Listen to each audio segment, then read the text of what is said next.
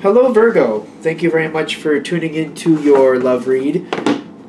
For this version, I'm going to use the Witch's Tarot by Ellen Dugan for the main cards, and for the supportive oracle cards, Queen of the Moon Oracle by Stacey DeMarco. I already shuffled. Let's go ahead and get them out. We're going to do relationship first, single second. Oracle cards come out as needed.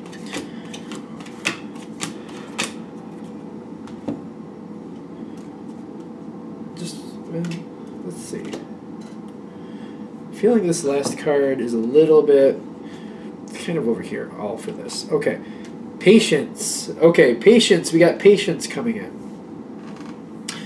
And it's a nice picture on there if you want to see it. Patience. I'm feeling like patience for Virgo. I wouldn't think that'd be a challenge, but maybe. Let's see how it goes. And it may be a little bit of like where things look like they're going as opposed to where they actually end up. That may be the patience thing here. It looks like they're going there. It actually is going over this way, and having the patience to let it kind of sort itself out is where I feel like we're going with this. Your partner has I almost called it the Knife of Swords. It's the Ace of Swords. Interesting. When they're pushing forward, I don't see you liking this. But I also see you addressing this in the sense of the Six of Cups. Pentacles kind of makes sense too a little bit, but the Cups is more saying like this is how it goes with them. You know how to deal with them. You know how this goes. They start pushing forward in a certain direction. You know how this is going to play out. I'm also seeing you here kind of like with the Two of Pentacles and the Nourishment card right with it. I know how this goes. I know how my partner does these things. I know they just start going, and that's just how it is. So, how am I going to handle it this time around? Am I going to try to support the situation, or am I going to try to step to the side and just let it kind of happen without me? But you got Nourishment here, kind of like you're deciding how you want to add into it. Am I going to help? Am I going to aid it? Or am I just going to kind of step to the side and let it just kind of happen and just kind of let it happen on its own? Excuse me. Again, you got the History card, but you also have the Emperor on your side. You're seeing it more in the broader spectrum of like where things have been, where they're going, what to expect, things like that. You're just kind of seeing the total picture of like, yeah, I've been through this before with them. I know how this goes. Now, there's a lot going on with them all at once. They're very determined. I'm feeling like this is probably not a shock to you that they're very determined. They got the Knight of Wands, they're holding their ground. They got the Growth card, but they also have the Resistance card. The Growth card is right there. So they're like, they know where they want to go. They're pushing it where they want it to go. They're holding strong to it. They're not backing down. This is where it's going to go. In their spiritual spot, they also have the Seven of Wands. They're not expecting it to be an easy win. Like, they're going to have to get up this mountain, but they're fully expecting they're going to get up this mountain. This is like, they're like, they know it's at the top of this mountain. They know what's there. They know what they want. What they want is at the top of this mountain. They know they can do it. They just got to put in the effort. It will happen. It's almost like the success is definitely worth it for them. They're not really stressed about the success. They're planning for it, and they're going for it.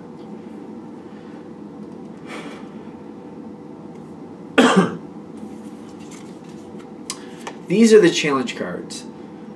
Yours is the Hanged Man, theirs is the Eight of Cups. So they're very determined. See, this is what I don't like. Between the two of you, you could end up stepping aside and just kind of letting it happen without you. Like, just they can do what they want, I'll just let it happen and I'll just kind of ignore it, is kind of what I'm feeling. And they're on the sense of, like, they might just let you do that, but if they go on to get the success, they'll probably enjoy it without you as well. I don't know exactly what that means, but I know it's subjective to your situation, but if they attain that success on their own, they might just enjoy it without you as well, and that could be a problem. So keep that in mind. I'm getting this really weird sense of somebody like going on vacation or going on a weekend retreat and kind of like leaving you behind. Like planning to do something where they're off somewhere else without you. I just don't feel, this doesn't feel like this is the best way for this to work out. these are the challenge cards. Like, if you step to the side with the Hanged Man, that's kind of like, the Hanged Man is not doing anything, just kind of watching and waiting and not doing anything. But that's your challenge card. You don't have to handle it that way. It's the challenge card. Because it's where it's hitting, because of where it's lining up, that's why you don't have to do it this way. They may just go on without you, but their challenge card is to not do this without you. I don't feel like that's good. I feel like this could be one of those things that causes a ripple in the relationship. You know what I mean? This could be a hit to the relationship. I just don't think this is a good idea to do this separately. I feel like what they're saying is don't let this just pass by. Don't step to the side. Keep involved with this, and don't let them leave you behind. Because I feel like the reason they would step or let you step aside and let you be is kind of like you don't want to be a part of it. They're not going to force you to be a part of it. And I feel like they're feeling like that might be the better way to go. Just if you don't want to do it, then you don't want to do it. I just feel like that's a mistake. I really feel like that's a mistake. What they're saying is if you do this together, the better outcome is the Four of Wands on their side and the Empress on your side. You did your part. You helped out. You may not have really wanted to do it to begin with, but the payoff, you were happy with the payoff. That's the Empress enjoying things, being a part of things. You might be more happy with the outcome because of being with your partner and spending time with your partner and enjoying something with your partner. It may not be the actual situation itself. It's almost like I feel like going bowling. Like going bowling. I don't know why I'm saying this, but some people like it, some people don't. I tend to be one of those people. It's fun to do with people you like. I don't trip over myself to go do it, but once in a while doing it with people I like, that is a lot of fun because of the people I like I'm hanging out with. It's a good time. And I feel like that's kind of the analogy I'm feeling with you. Like, you could have a good time. It's not a bad thing. It's not something you're going to like trip over yourself to go do. But to do it with them, it's a good time, and you're happy to do it, and you're happy to be with part of it with them. I feel like this is very good for them too. Instead of it being a hit to the relationship because they did it on their own, it's actually strengthening and reinforcing the relationship, if I can spit it out, because they're doing it with you, and it makes them feel more connected with you, and they're enjoying time with you and enjoying whatever they want to do at the same time. I really feel like it's important that you do this together, because you could step to the side and let it happen without you, but I just feel like it's not like there's a fight. There's nothing like that, but I just feel like this is one of those notches in the wall, like, oh, that's a ding, and it's not good. It's like a dent in the car. It's like a dent in the fender. It's like you don't like it. It doesn't ruin the car, but it's an annoyance. You know what I mean? It's going to cause problems is what I'm worried about. All right, I think that's what we got for Virgo in relationships. Let's do single Virgos and see what we got for y'all. Every time I sit down to do readings lately, my nose fills right up, which I wonder if it's these candles. Maybe I need to change my candles. Although they didn't used to bother me. I've had them for quite a while. But which I probably should say there are candles. I do have candles lit here. I just don't have them on camera. So, in case that matters to somebody.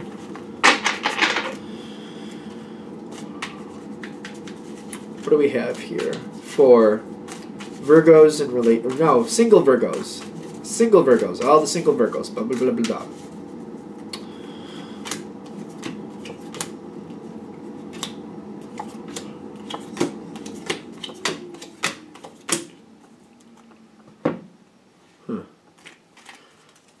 I'm getting like a very optimistic attitude, a lot of possibilities in front of you.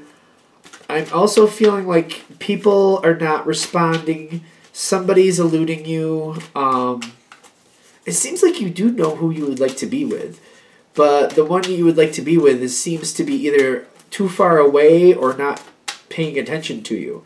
Let's do like 2 cards for them. Single Virgo. I really feel like you already know who you want. And you're willing, and you want to go towards it. You got the Chariot, like you want to go towards this person you want. I know you're single, I mean, clearly, but it seems like you know who you want. The thing is, this other person, there's a distance in some respect. And they got self-love and they got resistance. Like, this isn't the connection that they want. I just feel like this is not the connection that they want. They do seem to be very favorable towards you, but they're also kind of like, while they do like you, they know what they want and they're not willing to compromise on that. It says nothing about you. It's just like it's not a match for them, and that's how they feel. I don't really feel them giving it a fair chance, to be fair. There you go. But you do have possibilities around you, and you are optimistic. The thing is, out of all your possibilities, there seems to be one you really want. It's not seeming to click in. Now, what I'm getting here in the center is like there is communication with the person you want. There is communication is open there, but I'm also seeing the death card coming in here. But it's not so much, I don't know if it's the death of like the situation as a whole or just like the death of the possibility. Because you're standing here at the top with the Queen of Pentacles. You know what you want, you know what you like. And you're looking forward to the future, like I want something to happen, I want to bring something in here, I know who I want. But you're also in the realistic moment of like, if the one I want doesn't want me back, it is not moving towards me, I need to start moving towards somebody else, and I need to start investing time in somebody else. And it's nothing bad about this person, it's just like you have to do what's right for you.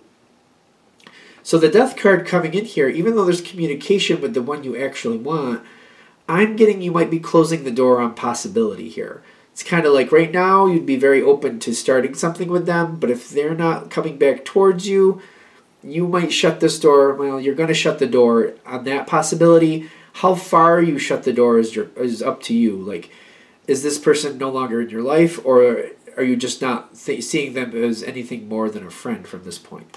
Communication is still open here. Because I see as things keep going forward, you have the Seven of Swords. This person you care about seems to be affecting you. And I'm seeing this Ace of Cups for you. Again, this is somebody you want to go towards. I kind of feel you're kind of letting it kind of dissipate slowly. It's something where you're not paying attention to the connection anymore. You're just kind of letting it release. You're not pulling any more energy in towards it. Unless they contact you, you're not contacting them.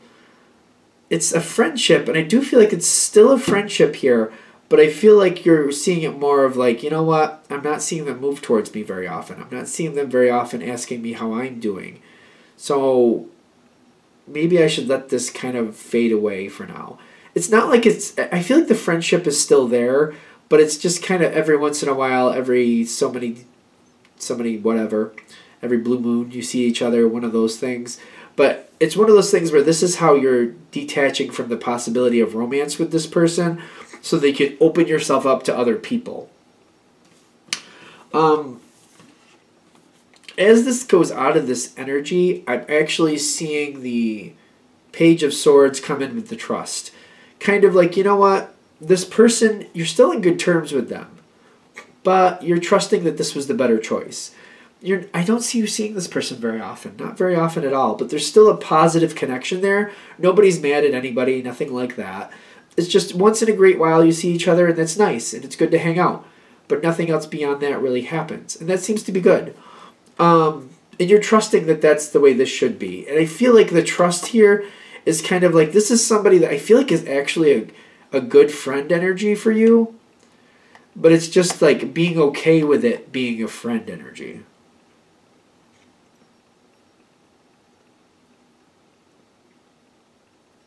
And that's where that's ending.